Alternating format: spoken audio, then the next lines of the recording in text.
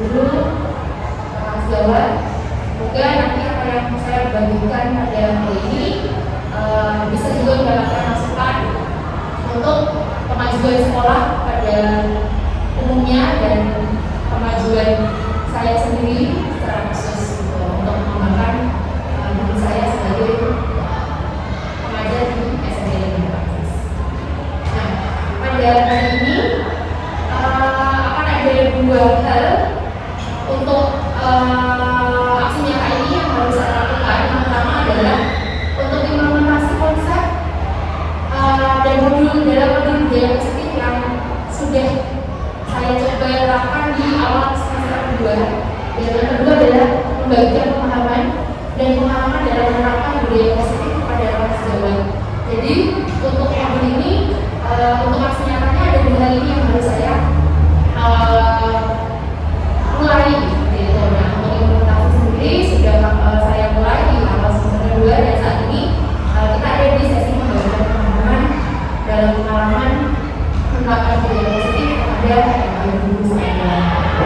Nah, ada dua hal yang akan saya bagikan. Yang pertama adalah membagikan tentang pemahaman budaya positif itu sendiri dan membagikan pengalaman dalam menerapkan budaya positif. Jadi nanti saya akan bercerita tentang implementasi yang sudah saya lakukan. Baik, kita langsung ke pemahaman budaya positif itu sendiri. Nah, kalau kita lihat dari budaya positif itu, Bapak Ibu, ada beberapa hal yang nanti akan saya diskusikan. Ini adalah materi pembelajaran yang saya pelajari di modul 1.4. Ada disiplin positif dan nilai kebajikan universal, teori motivasi, hubungan penghargaan, restitusi, keyakinan kelas, kebutuhan dasar manusia dan dunia berkualitas, restitusi 5 posisi kontrol, restitusi segitiga, restitusi sendiri. Nah, sekilas kelihatannya, aduh, ini materinya berat gitu. Tapi sebenarnya kalau dari budaya sekolah kita sendiri, sebenarnya secara nggak sadar kita sudah ke arah sana kok. Sekolah kita ini sudah menuju ke arah budaya positif itu sendiri. Bagaimana segitiga restitusi ini sebenarnya secara nggak sadar sudah sering kita terapkan juga gitu anak-anak. Jadi ketika kita berbicara tentang budaya positif, disiplin positif ini merupakan unsur utama dalam terwujudnya budaya positif yang kita cita-citakan di sekolah kita. Jadi kalau RP itu sangat terkenal gitu. Jadi kalau kita sering nanya ke anak-anak yang baru masuk, kenapa kamu masuk ke RP gitu? Karena RP itu terkenal dengan budaya disiplinnya.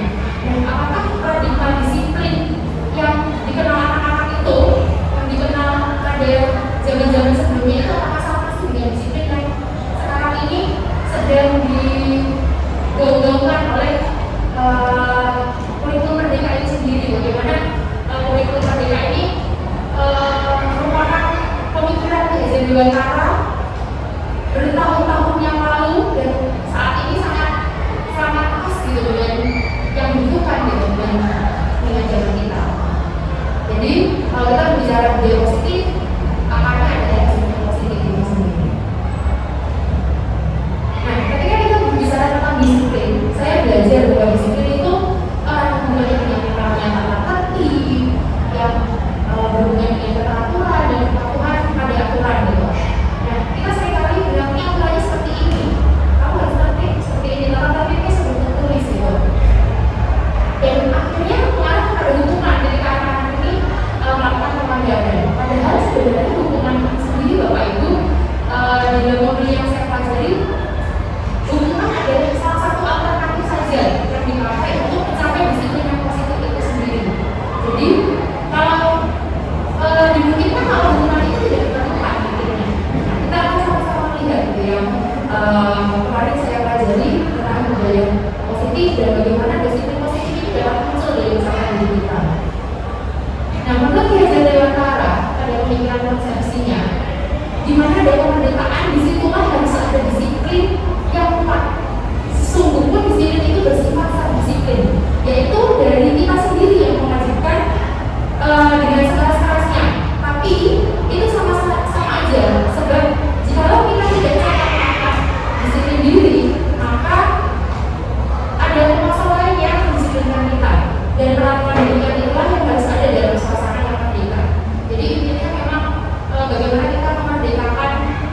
proses pembelajaran kita.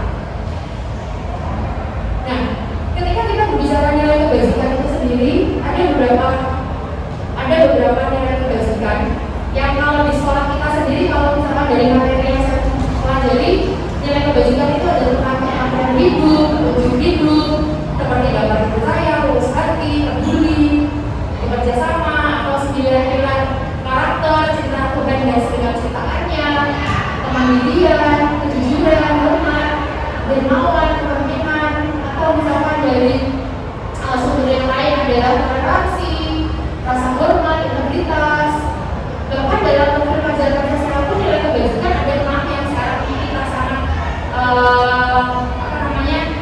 kita gumulkan ketika anak-anak mahasiswa kita ini belajar dengan kurikulum merdeka.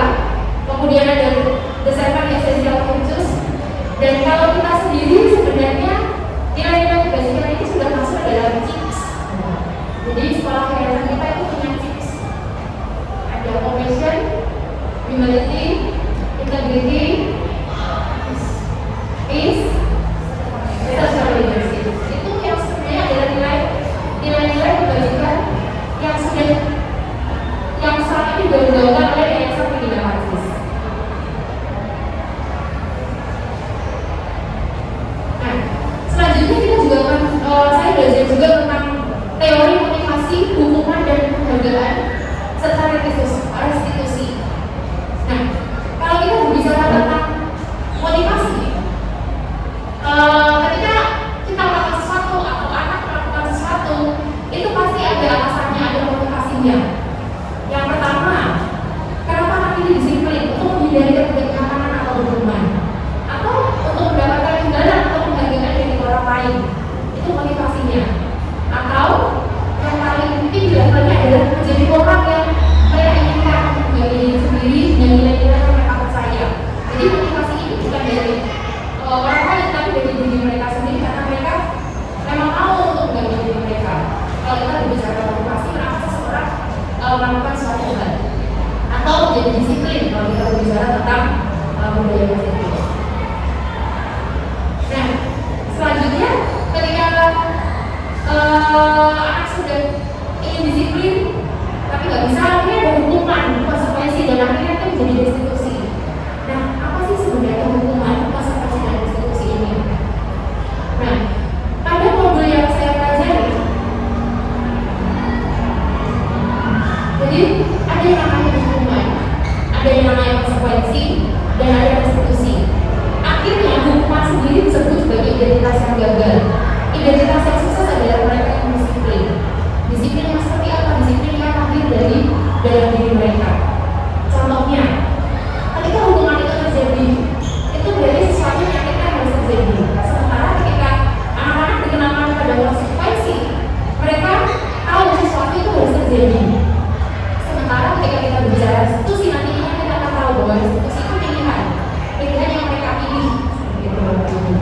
Begitu juga dengan selanjutnya, hukuman itu tidak nyaman untuk jangka panjang, tidak nyaman untuk anak, untuk jangka pendek konsekuensi. Sementara untuk restitusi adalah menguatkan murid dalam waktu yang jangka panjang. Jadi untuk menguatkan. Ketika kita berbicara tentang hukuman, korban itu mendapatkan keadilan. Ketika kita nanti anak-anak mengenal konsekuensi, korban itu bisa diabaikan. Tapi ketika restitusi, korban itu mendapatkan ganti. Selanjutnya sampai pada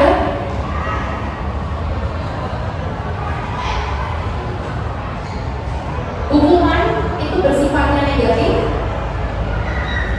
konsekuensi itu bersifat netral, dan restitusi itu yang sifatnya adalah positif.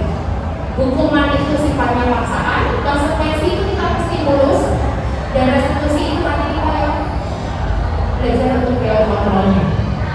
Ketika kita bicara hukuman, ini yang menarik. Kita cuma bilang peraturannya adalah titik-titik. Kamu harus titik-titik. Jadi anak-anak ini dialognya seperti itu, ada harus A seperti itu.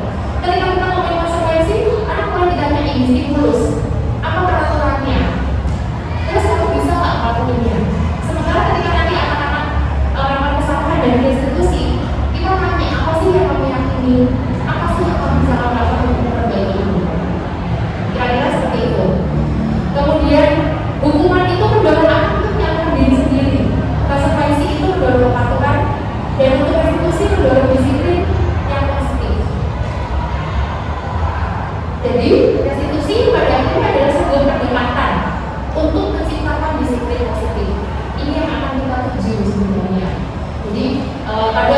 guru kita ini dari yang sedikit-sedikit ini kita diajar. Jadi ada satu quote yang saya dapat dari salah satu instruktur, obor yang besar di tengah kota itu tidak bisa menyalakan suatu negara, tetapi pelita-pelita kecil yang ada di desa-desa itu adalah yang membuat. Artinya hal-hal kecil seperti ini yang akan kita mulai gitu. Jadi restitusi kita mulai pendekatan untuk menciptakan disiplin positif untuk anak-anak kita, untuk peserta didik kita. Itu yang diharapkan. Nah, ini ada satu hal yang menarik lagi dalam materi ini adalah didukung oleh pembelajaran. Kalau kemarin saya sempat nonton film kayak gini Bapak Ibu, ada sebutan kayak gini. Sama-sama mengumpat, itu sama-sama diam, itu sama bahayanya dengan saling mengumpat. Jadi saling diam dalam hubungan dan saling mengumpat itu berbeda sama. Ternyata kalau kita lihat hubungan itu berbahaya, kadang-kadang penghargaan itu secara tak langsung juga berbahaya untuk anak-anak. Ini bisa dilihat dari materi pelatihan didukung oleh penghargaan dari Yayasan Pendidikan Guru Foundation for Excellence in Education 2006. Jadi ketika kita menggunakan penghargaan itu banyak efektif jika menginginkan seorang melakukan sesuatu yang kita inginkan dalam jangka waktu pendek. Jika kita menggunakan penghargaan lagi dan lagi, maka orang tersebut akan bergantung pada penghargaan yang diberikan sehingga tidak termotivasi dalamnya. Jika kita mendapatkan penghargaan untuk melakukan sesuatu yang baik, maka selain kita senantiasa berharap mendapat penghargaan tersebut, kita pun tidak sadar gitu tindakan baik yang kita lakukan gitu, karena semata-mata untuk penghargaan itu sendiri. Penghargaan juga tidak efektif. Suatu penghargaan adalah suatu benda atau peristiwa yang diinginkan yang dibuat dengan persyaratan. Jika hanya mengharapkan suatu penghargaan tidak didapatkan, maka saya akan kecewa dan menyakiti hati. Jika terus-menerus mendapatkan penghargaan, maka orang tersebut melakukan sesuatu karena penghargaan tersebut. Orang yang berusaha berhenti merokok contohnya adalah orang yang berusaha diet memuaskan badan bila diberi penghargaan, tapi pasti tidak berhasil. Ini menurut materi yang disatur oleh Yayasan Pendidikan Guru Foundation. Penghargaan juga menyamakan masalah hubungan. Ini yang sering banget kita rasakan di situ Bapak Ibu. Kecemburuan. Kadang-kadang bentuk penghargaan kita kan kadang-kadang kalau di lingkungan kerja kita, kadang-kadang kita tuh dengan kita melakukan suatu penghargaan, akhirnya teman-temannya itu jadi iri gitu loh. Oh dia dipuji, oh dia dapat ini, karena itu dapat bentuk penghargaan. Bukan berarti penghargaan itu adalah hal yang salah, tapi kadang-kadang penghargaan itu juga harus diberikan secara hati-hati. Kemudian ada dua riset yang diberikan dalam sebuah percobaan. Sekelompok anak laki-laki berusia 9 tahun diminta untuk melihat gambar-gambar wajah yang ditampilkan di layar. Mereka harus memberitahukan jika wajah-wajah tersebut sama atau berbeda. Gambar-gambar tersebut hampir sama. Beberapa dari mereka diberi penghargaan seperti dalam bentuk uang pada saat memberikan jawaban benar. Sementara sebagian yang lain dikasih uang. Gitu. Hasilnya anak laki-laki yang dibayar itu membuat banyak kesalahan, gitu, karena dia mengejar sesuatu pada saat kerja itu. Nah, riset yang kedua sama, anak-anak diminta mengingat kata-kata tertentu, kemudian diminta mengambil kartu yang berisi kata-kata yang diingat setiap kali muncul. Beberapa anak diberi permen setiap mereka berikan jawaban benar. Yang lainnya hanya diberitahu saja jika jawabannya mereka benar. Nah, anak-anak yang mendapatkan permen banyak yang tidak tepat dibandingkan anak-anak yang banyak diberitahu jawabannya. Jadi karena mereka kayak ada tekanan gitu. Aku baru dapat ini, jadi mereka tertekan untuk jawabannya. Penghargaan melatihkan kreativitas ini hampir sama dengan yang sebelumnya. Jadi murid-murid diminta berpikir mengenai hadiah atau penghargaan yang bisa mereka dapatkan jika berhasil menulis puisi. Nah, kreativitas kelompok-kelompok murid ini menjadi berkurang dibandingkan dengan yang tidak diberitahu tentang hadiah mereka mungkin diterima kalau menang. Penelitian menunjukkan bahwa pekerjaan seni atau sebuah penulisan cerita menjadi kurang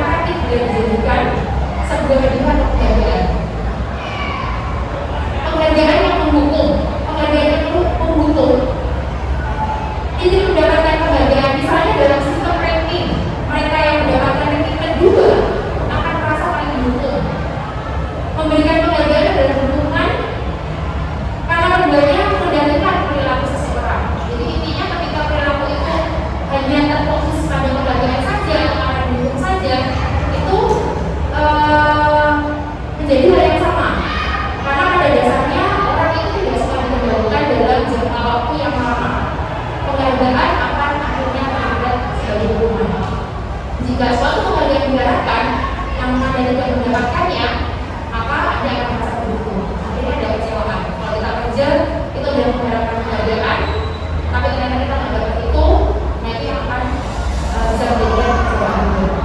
Nah pada akhirnya sebenarnya penghargaan itu bukan hal yang salah, tetapi lebih bagaimana motivasi dalam diri ini membentuk budaya positif. Saat seorang anak belajar pertama kali menggabungkan huruf dan kata, serta menyadari bahwa ia dapat membaca, timbul hijau dalam matanya dan sebuah senyum. Anak tersebut begitu gembira bahwa ia mempelajari dan menguasai keterampilan baru. Kesadaran akan kemampuannya bahwa dia sudah dapat membaca sesungguhnya sudah merupakan sebuah kebahagiaan. Jadi ketika dia mencapai sesuatu itu sudah kebahagiaan tanpa ini suatu hal. Jika kita memberikan penghargaan pada saat dia sedang bangga, maka sebenarnya secara langsung kita mengambil kegembiraan yang saat itu sedang dirasakan secara alami. Itu menurut materi yang saya baca. Nah, akhirnya ketika kita berbicara tentang disiplin positif yang muncul dari motivasi intrinsik itu, gimana sih kita akhirnya bisa memulai? Yang pertama adalah kita memulai dengan keyakinan kelas. Jadi keyakinan kelas itu hampir sama sih sebenarnya dengan keyakinan kelas, tapi dibuat bersama-sama dengan siswanya. Biasanya kita akan lebih ke kita punya komitmen, tapi anak-anak juga. Tapi kalau keyakinan kelas itu bersama-sama dibuatnya. Semua warga kelas sebenarnya itu berkontribusi dalam pengembangan keyakinan kelas. Dan ketika anak melakukan sesuatu atau melakukan kesalahan, ini juga biasanya dipengaruhi dari kebutuhan dasar manusia dan dunia berkualitas. Jadi anak-anak ini kenapa sih dia melakukan hal yang kurang pas itu misalkan karena dia mungkin untuk kesenangannya dia, atau misalkan untuk bertahan di tengah teman-temannya dia, atau sebenarnya dengan dia melakukan hal itu dia merasa dia disayangi dan diterima, atau dia merasa berkuasa nih kalau dia melakukan hal yang kurang pas atau negatif atau yang berbeda sama dia. Jadi kita juga diminta untuk melihat ketika anak melakukan hal yang apa sih dia ada apa sih apa yang kurang sih dari kebutuhannya. Nah ini yang paling menarik dari modul ini adalah 5 posisi kontrol. Ketika ada siswa yang tidak disiplin atau misalkan dia tidak disiplin, sebenarnya kita ada di posisi apa? Apakah kita sebagai penghukum? Apakah kita sebagai orang yang membuat anak itu merasa bersalah? Atau sebagai teman sebenarnya? Sebagai pemantau? Atau sebagai manajer? Jadi kita akan sama-sama lihat. Menurut saya ini adalah hal yang paling menarik karena ketika menjadi tentunya kita ini sangat familiar gitu dengan kenakalan-kenakalan anak gitu, anak-anak yang iseng. Nah sebenarnya ketika anak-anak ini mulai kurang disiplin, kita ada di mana sih? Nah ada motivasi eksternal dan ada motivasi intrinsik. Akhirnya ketika kita nanti ada di posisi penghukum atau membuat orang merasa bersalah, perilaku kontrol yang kita keluarkan adalah perilaku kontrol negatif, akhirnya membentuk identitas yang gagal. Ini apa namanya sebagai patokannya. Kemudian ketika kita sebagai teman atau pemantau itu sebagai perilaku positif, dan akhirnya nanti identitasnya berhasil atau sukses. Dan yang paling baik adalah sebagai manajer, karena ketika kita sebagai manajer kita mendorong anak-anak untuk kontrol diri dan menemukan motivasi intrinsik. Misalnya guru berbuat, kalau mendukung berarti guru akan menyakiti biasanya, atau menyindir, atau mengganti. Biasanya kan kalau tidak ada yang menentang gitu ya, itu biasanya di posisi mendukung. Sementara itu orang yang membuat guru yang membuat orang merasa bersalah itu lebih berceramah, juga bisa kamu kok gitu sih sama ibu ini dan capek tuh jadi wali kelas semua. Itu kan bikin anak ini merasa bersalah ketika melakukan kesalahan atau sebagai teman. Jadi terkadang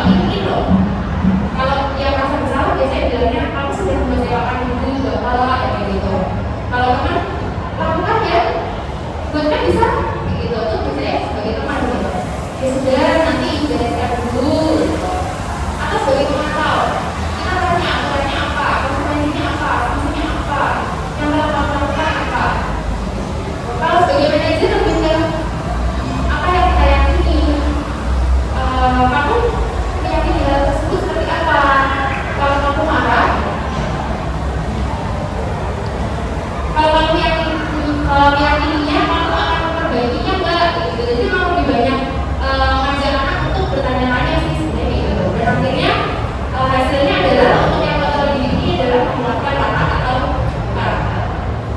Kalau yang hasilnya untuk mendukung, biasanya anak memberontak, pendendam dan menyerang orang lain. Kalau yang membuat rasa besar disembunyikan, berbohong. Sebagian teman itu nanti ketergantungan. Kalau penakal itu menyesuaikan juga diawasi. Ini sama. Nah, selanjutnya adalah segitiga restitusi ketika anak ada yang melakukan hal-hal yang kurang disiplin. Langkah-langkah yang dilakukan kalau ada ini sepatu, sepatunya lepas, pakai lagi, itu atau seperti apa gitu. Kalau kita mau juga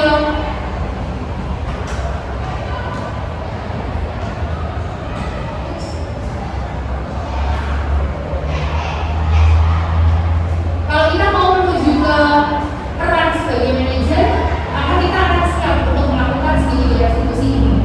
Segitiga restitusi ini adalah langkahnya adalah yang pertama menstabilkan identitas, kemudian selanjutnya validasi tindakan yang salah dan menanyakan keyakinan.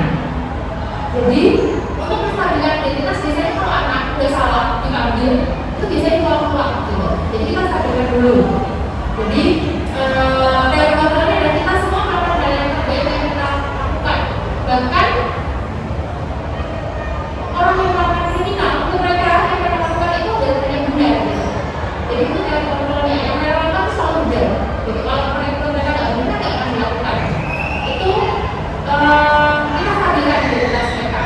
Kemudian memvalidasi tindakan yang salah.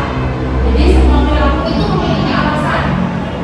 Dan akhirnya menanyakan keyakinan. Kita semua memiliki motivasi internal.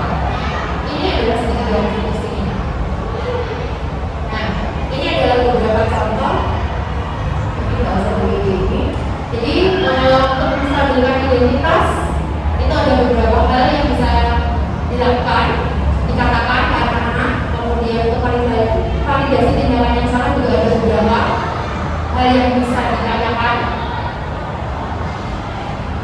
Kemudian untuk menanyakan keyakinan. Pada akhirnya segitiga restitusi ini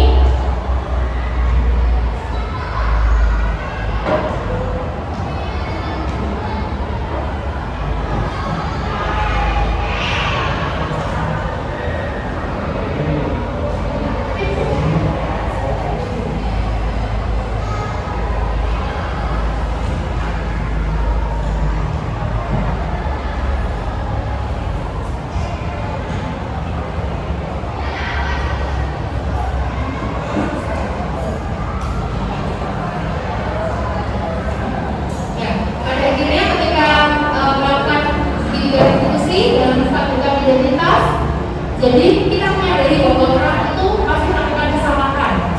Anak tersebut bukan satu-satunya yang melakukan kesalahan. Memvalidasi tindakan yang salah itu bukan membenarkan bahwa tindakannya salah, tapi kita melihat bahwa anak itu punya alasan untuk melakukan sesuatu. Dan ada cara yang lebih efektif untuk mendapatkan dan anak dibawa untuk mencari tahu apa untuk dilakukan gitu. Dan akhirnya menanyakan keyakinan yang sudah disepakati sampai apa dan kamu menjadi orang seperti apa. Itu tentang pemahaman dari 1.4 yang saya pelajari. Nah, selanjutnya ini adalah pengalaman dalam menerapkan budaya positif yang sudah saya lakukan. Ada dua ya dalam 1.4 ini. Yang pertama adalah membuat DPD dengan skenario segitiga restitusi. Kalau yang pertama ini memang modelnya settingan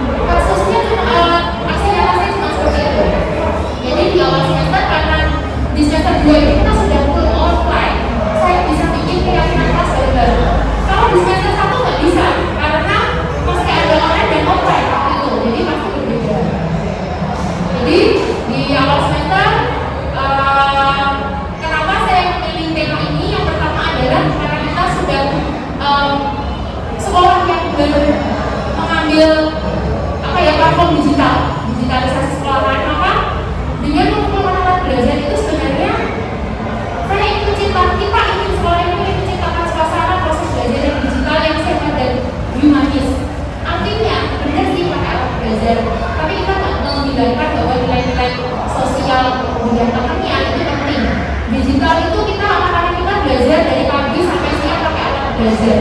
Bagaimana kesehatan matanya, kita harus lihat lagi bagaimana dulu kita panggil program smart classroom juga. Kita tetap anak-anak tetap dunia digital mereka dapat, tapi mereka matanya nggak besar gitu. Dan salah satu caranya anak-anak itu mengumpulkan anak belajar di locker. Kita kalau ngajar, kalau saya pribadi kalau ngajar itu untuk apresiasi nggak pernah pakai anak belajar Bapak Ibu. Jadi ketika masuk kelas diberi salam, kita ngobrol dulu biasanya. Minggu belajar apa? Kemudian hari ini kalau untuk anak yang saya waktu biasanya kata-katanya dulu. Nah, ketika mereka pegang anak belajar, kecenderungan untuk tidak diperhatikan itu sangat besar. Tapi ketika mereka mengumpulkan anak belajar, itu saya merasa berarti anak-anak itu dapat yang tadi habis dari toilet, yang tadinya habis ngobrol lari-lari sama temannya bisa berdiskusi, lihat oh gurunya sudah datang. Itu jadi menciptakan suasana atau proses belajar digital sih, tapi tetap sehat dan bagus. Gitu. Kemudian anak-anak diminta untuk melakukan interaksi sosial. Mereka 2 tahun pandemi belajarnya di rumah. Sosial mereka komunikasi sebatas Telegram. Jadi ketika kita masuk kita merasa bagaimana anak-anak ini sangat terbatas pada sangat tergantung sama Telegram. Setiap masuk buka yang dibuka pasti ada 2 anak yang buka Telegram. Bahkan ketika saya membantu balik untuk supervisi, saya melihat ada anak itu yang di dalam kelas sebelumnya jelasin itu buka Telegram gitu. Padahal temannya mungkin ada di sebelahnya dia gitu. Nah, interaksi sosial ini yang kita harapkan tetap terjalin terbentuk untuk anak-anak sendiri. Dan dari untuk anak-anak belajar itu mereka belajar satu hal yang paling susah, antri. Mereka harus antri untuk ambil, mereka harus antri untuk masukin. Kemarin saya mendapati beberapa anak, kenapa nggak mulai handphone? Alasannya sesimpel, saya masih antri ngambil. Bagaimana pembelajaran antri itu dari sejak dini itu udah susah gitu. Jadi kalau lihat ke toilet itu susah banget ya gitu. Kalau misalnya di mall-mall yang di Jakarta itu kita lihat di toilet perempuan nih khususnya nih, di luar negeri udah sering. Kalau antri itu nggak di bilik-biliknya, antrinya pun di pintu. Jadi bilik manapun yang kosong bisa diisi. Tapi kalau di Indonesia masih budayanya antrinya di depan pintunya persis. Jadi kalau misalnya di situ lama ya udah itu resiko kamu membeli di situ. Jadi budaya antri ini sendiri pun kita udah lihat banyak yang berubah. Dulu kalau masuk kereta itu kan balapan. Sekarang udah lebih banyak orang yang biarin orang keluar dulu baru dia masuk. Itu juga gini. Tapi tetap masih ada banyak orang yang mau dulu-duluan. Nah budaya antri itu salah satunya saya lihat ya mau nggak mau anak ini biasakan diri untuk antri. Betul. Kemudian yang jelas adalah keamanan anak belajar. Bahwa anak SMP ini untuk punya Instagram aja masih harus pakai izin orang tuanya. Gitu. Ketika mereka dipegang anak belajar, mereka kadang-kadang ditaruh di mana itu lupa. Gitu. Tapi kalau mereka sudah jadi habit untuk mengumpulkan, itu mereka oh ya udah jadi nama. Gitu kalau dipakai. Dan yang paling berasa adalah ketika guru kosong. Ketika guru kosong itu kita merasa dicari ketika anak belajar itu di locker. Tapi kalau misalkan anak belajar dipegang tuh belum langsung sudah di close. Akhirnya interaksi antara guru sama murid juga berkurang. Tapi ketika itu dikumpulkan di murid, guru belum datang. Muridnya nyari, oh tahu nih namanya ruang guru, oh tahu kalau masuk ruang guru itu tetap guru permisi guru. Gitu. Jadi banyak hal yang bisa kita pelajari dengan sesimpel anak-anak ini mengumpulkan anak belajar.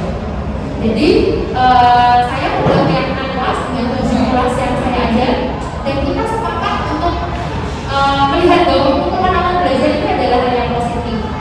Dan saya bilang kalau mereka belum terbiasa, minimal sebelum pelajaran yang memora dikumpulkan, minimal sebelum pelajaran yang memora. Artinya mereka tahu meskipun gurunya nggak suruh ngumpulin, oh memora mau masuk, mereka masukin anak belajar dulu. Gitu. Dan perhatiannya pun lebih menyenangkan. Gitu. Saya masuk kelas itu merasa lebih diterima ketika anak-anak ini mengumpulkan anak belajar daripada ketika mereka pegang anak belajar. Ketika mereka nggak pegang anak belajar, saya itu disapa gitu. Karena 7 itu paling menyenangkan ketika saya masuk gitu. Bagaimana mereka gitu. Tapi kalau mereka pegang anak belajar, penyapaannya itu berbeda gitu. Karena sebagian sibuk dengan anak belajarnya, entah mereka mengerjakan PR atau mengerjakan tugas yang lain seperti itu. Itu untuk keyakinan kelas yang saya buat bersama-sama anak-anak. Jadi kita pakai jamur itu kemudian tiap anak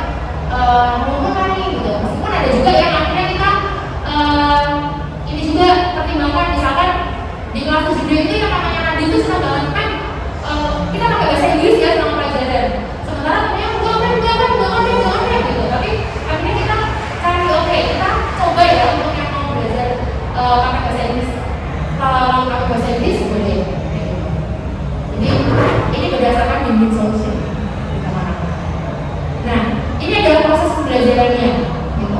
Ini video dimana anak-anak itu secara langsung belajar antri gitu. Yang kelas 9 lebih lucu lagi Bapak Ibu.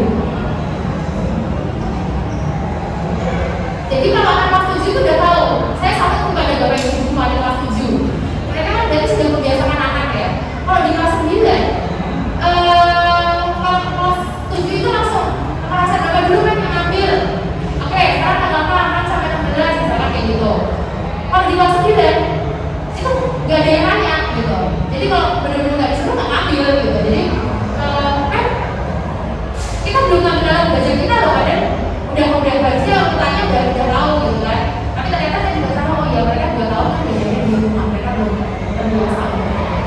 Jadi ini berjalan Bapak Ibu saya bahagia sekali. Bahkan untuk pembiasaan kami di kelas saya, anak-anak itu gak jangan belajar di atas meja. Minimal kalau mereka lupa naruh itu pasti ada di dalam tas.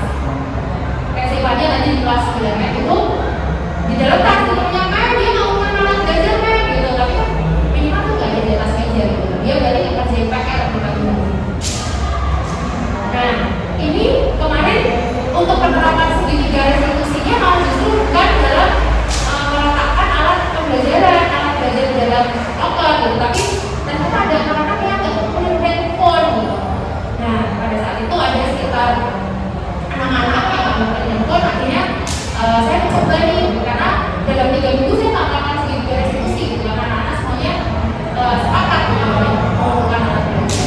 Nah ini ada sekitar 20 menit anak-anak sampai akhirnya biasanya bahwa dia membutuhkan handphone itu untuk banyak hal yang saya ceritakan tadi.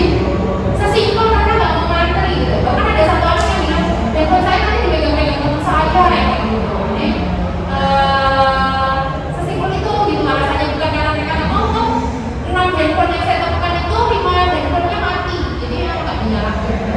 Banyak sampai yang dinyalain karena dia katanya menghubungi dulu. Oke, saya coba kasih CD itu dari saya tentang aksi nyata saya memasukkan alat belajar sebelum pelajaran bahasa Inggris. Demikian Bapak Ibu untuk aksi nyata saya. Apakah ada tanggapan atau ada masukan?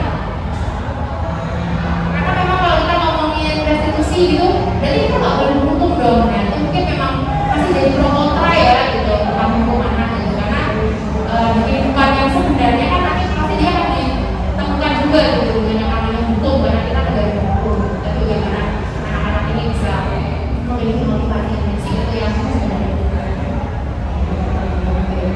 mungkin berarti atau guru yang lain ada tanggapannya. Terima kasih ya untuk mau mendengarkan cerita.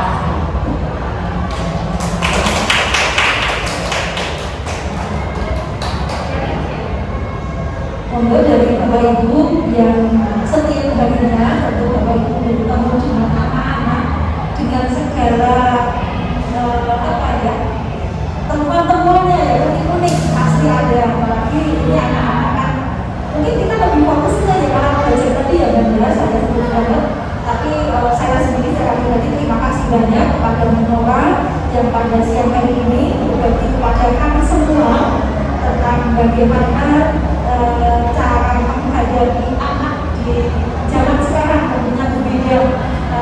Kalau saya tidak menyimak ini, saya tidak tahu betul ternyata ada perbedaannya antara pendukung, kemudian nanti yang terakhir adalah tingkatan yang paling tinggi, kita posisinya harus sebagai apa gitu ya.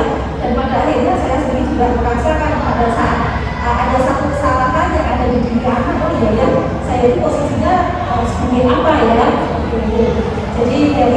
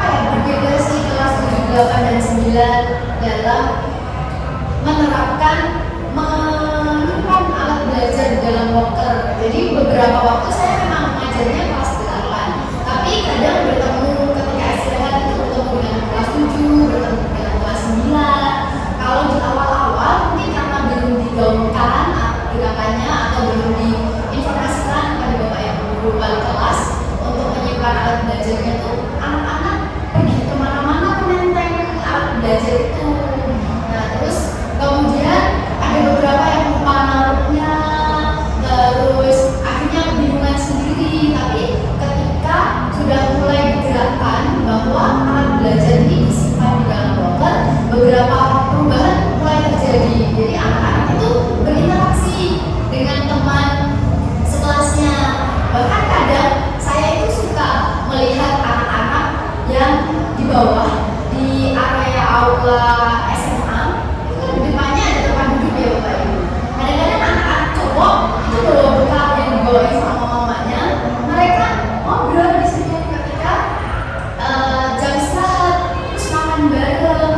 Bahkan sebelumnya mereka membawa alat belajarnya ketika di istirahat, ketika ngobrol juga sama temennya, tapi posisi alat belajar di tenteng. Dan itu kadang-kadang tuh anak-anak kan suka selebor ya Bapak Ibu, kadang senggol jatuh atau apa. Tapi ketika penerapan ini menjadi lebih bisa dikondisikan. Terus tadi benar yang dikatakan Memora bahwa interaksi itu lebih dapat.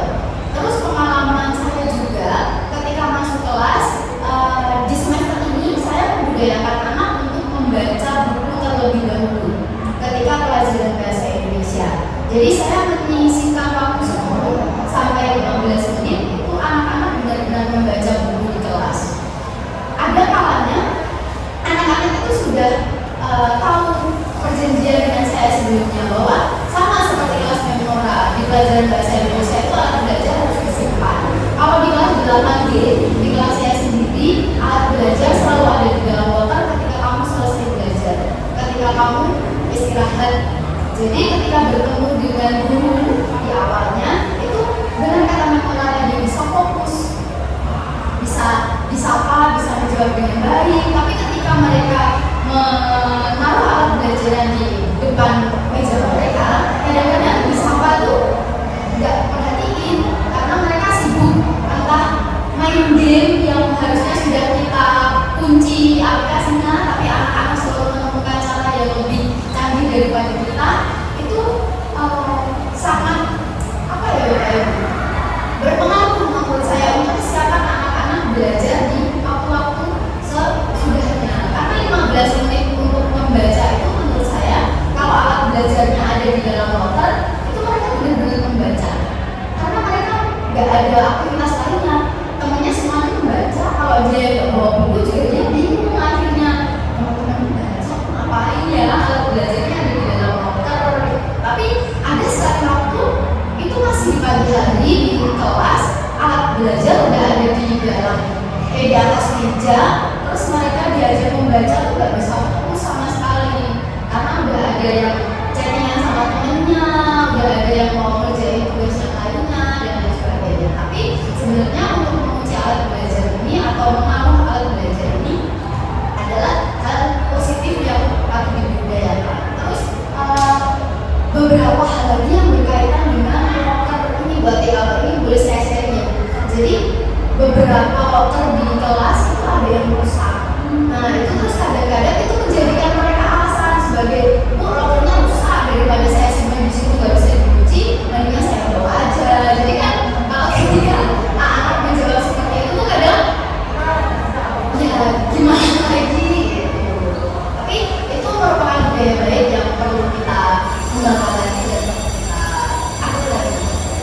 Itu aja untuk saya dari saya. Terima kasih kepada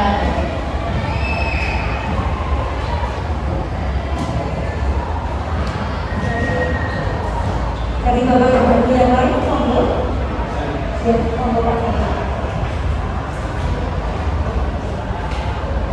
Baik, terima kasih. Saya tertarik dengan terkait dengan tadi tentang bagaimana kalau saya tidak salah menangkap ya. Jadi hukuman itu kalau bisa itu jalan terakhir kalau salah ya untuk mendisiplinkan anak. Kalau masih ada jalan yang lain, mungkin bisa menggunakan jalan yang lain. Itu kalau tidak salah menurut saya tadi yang disampaikan oleh Pak. Memang kalau kita mendampingi anak remaja SMP ini kita perlu menempatkan diri. Kalau saya sendiri itu menempatkan diri sebagai teman. Artinya ketika kita Karena saya merasa kalau kita salah kemudian dijat langsung itu sampai sekarang saya setua ini pun masih teringat gitu. Memori saya, misalnya saya dimarahin itu saya masih ingat. Dan mungkin juga anak-anak akan merasakan sama hal yang sama ketika diperlakukan seperti itu. Jadi mungkin kita harus hati-hati untuk memberikan judge kepada anak karena memang tadi kan di sini dikatakan hukuman kan bukan solusi ya. Di situ tadi dikatakan bahwa itu tapi kami yang gagal tadi itu juga perlu diperhatikan. Dan memang pendekatannya kita harus menempatkan diri sebagai teman. Kalau saya pribadi menanggapi anak-anak yang mungkin perlu diluruskan dalam beberapa hal. Karena tadi lewat beberapa tayangan video tadi kan itu juga mencerminkan bagaimana kalau kita menempatkan diri sebagai teman dengan komunikasi yang baik dan seterusnya itu akan berbeda hasilnya. Tidak ada dendam di situ karena ketika kita dijudge dan diberikan suatu peringatan yang keras itu saya pikir akan terngiang sampai seumur hidup. Saya dulu pernah juga mendapatkan teguran keras dari guru saya dan sampai sekarang pun saya masih ingat dengan hal itu. Jadi itu kan kayak membekas gitu. Jadi mungkin hal yang tadi disampaikan memang betul. Jadi kalau menurut saya hukuman itu adalah jalan terakhir jika memang mungkin ada solusi-solusi yang bisa dipakai untuk mengatasi permasalahan. Itu saja. Terima kasih.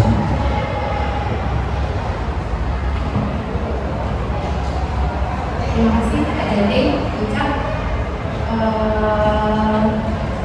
Ya kalau dari saya memang kita sedang berproses sih ke arah sana ya. Karena kalau dari budayanya nanti sendiri itu kan memang disiplin yang konvensional ya. Kita masih yang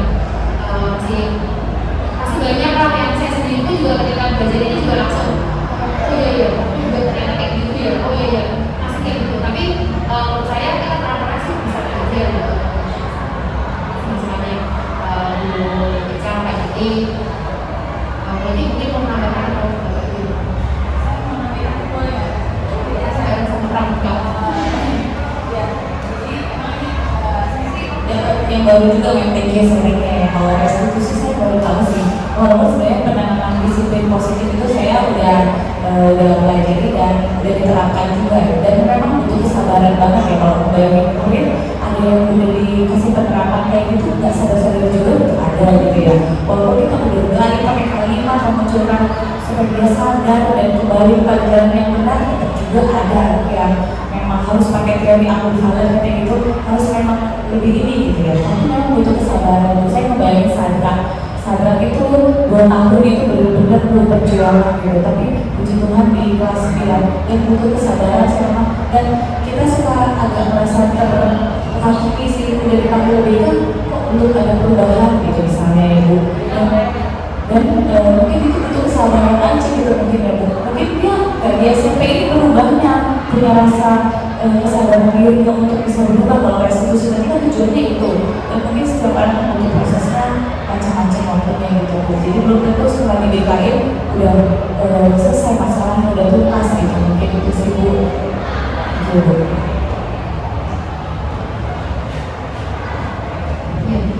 Ini sama yang kayak tadi saya ceritain di awal ya, mungkin sebenarnya kita secara nggak langsung kita udah sering gitu ngakuin kayak seperti restitusi, validasi kesalahan itu udah sering kita lakukan gitu kan. Kadang-kadang kita nggak tahu tahunya aja sih. Nah ternyata arahnya itu adalah ketika anak itu untuk dapat disiplin positif, budaya positif itu adalah restitusi. Itu yang sebenarnya. Jadi sebenarnya kalau kita mau sharing pasti jadi banyak banget ya, karena dalam waktu yang kurang lebih 1 jam ini ternyata kita sudah berbicara dengan saya tentang bagaimana kita menciptakan disiplin positif. Sebenarnya menciptakan disiplin positif ini kalau kita lakukan secara bersama-sama oleh seluruh bapak ibu, nanti pasti dampaknya berbeda untuk anak-anak kita. Yang kita belajar bapak ibu dari ini, tapi saya berharap dari pengalaman nyata, dari ilmu yang sudah didapat dari mengelola di program ini, kemudian digunakan pagatik yang ada di sini kepada bapak ibu saat ini, semoga nanti kita bisa kemudian menerapkan juga dan kepada bapak ibu yang lain. Jadi kita mengenalkan juga sebenarnya bukan mengenalkan dan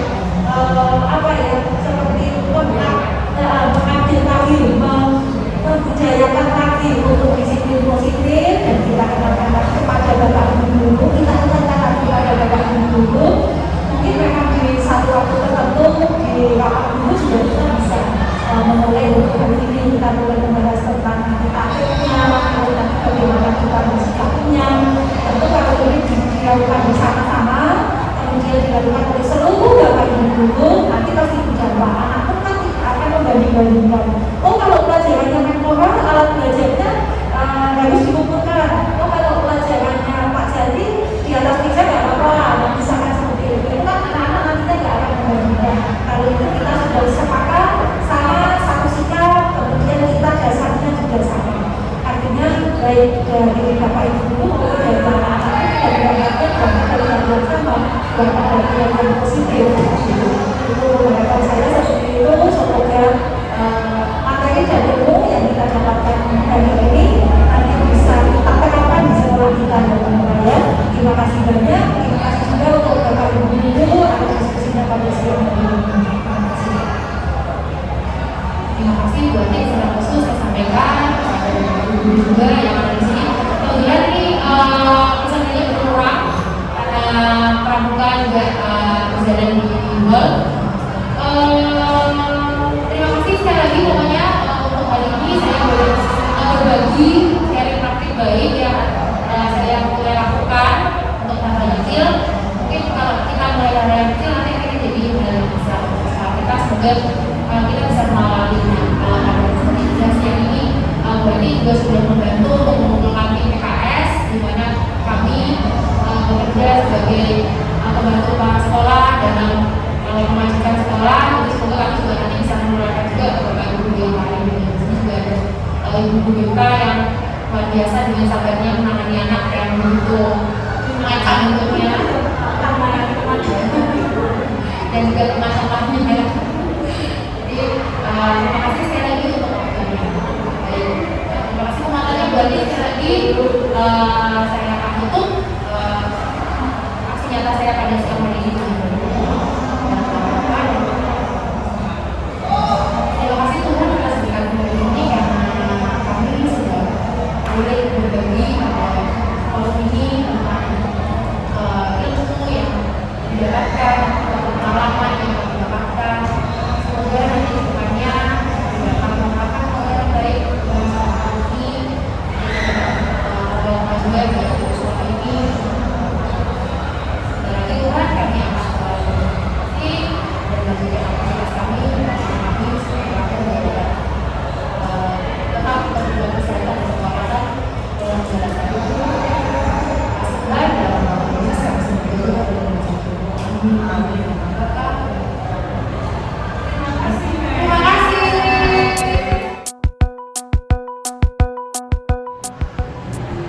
Selamat pagi Bapak Ibu, senang sekali pada saat hari kemarin kami bersama-sama mengikuti aksi nyata yang disampaikan oleh Menpora. Ini adalah pengalaman baru bagi kami Bapak Ibu guru di SMP Regina Pacis, dan ternyata walaupun kami itu terkadang sudah melakukannya, baru tahu ternyata inilah yang namanya segitiga restitusi. Dengan adanya pengetahuan-pengetahuan yang didapatkan dan yang diberikan oleh Bu Nora kemarin, tentunya ini menjadi hal yang akan kami kembangkan di SMP Regina Pacis, dan ini akan kami lakukan, kami informasikan kepada teman-teman, dan ini nantinya harapannya akan menjadi pembaharuan di peraturan yang baru di SMP Regina Pacis mendatang. Terima kasih Bu Nora sudah berbagi kepada kami semua. Semoga aksi nyata Bu Nora ini menginspirasi bagi kami Bapak Ibu guru yang ada di SMP Regina Pacis. Salam semangat, Tuhan memberkati. Dari aksi nyata yang kemarin saya ikuti, dari sharing Bu Nora tentang budaya positif, terutama saat anak berbuat salah yang tentang restitusi itu, dari situ saya belajar bahwa ternyata memang yang saya alami selama ini, ketika anak salah kemudian kita memberikan hukuman, itu anak justru membuat benteng dengan kita. Tetapi ketika menggunakan yang kemarin disaringkan dengan istilah restitusi, itu anak justru akan terbuka. Mengapa sih saya kok bisa seperti ini, dan saya sebagai guru BK bisa lebih dekat dengan anak. Terima kasih ya Mem atas sharingnya kemarin. Perkenalkan, saya Bu Ica. Saya akan memberikan testimoni untuk aksi nyata yang sudah dilakukan oleh Menpora mengenai segitiga restitusi. Jadi beberapa waktu yang lalu Menpora berbagi terkait dengan segitiga restitusi yang berkenaan dengan bagaimana cara kita mengatasi atau cara kita menyelesaikan permasalahan jika berhadapan dengan anak-anak. Tentunya informasi terkait segitiga restitusi ini sangat bermanfaat bagi Bapak Ibu guru, sehingga untuk kedepannya Bapak Ibu guru dapat menerapkan segitiga restitusi ini di sekolah Regina Pacis, pastinya dengan eksplorasi dan dengan cara dan penerapan yang berbeda-beda. Terima kasih Mbak Nora untuk sharingnya.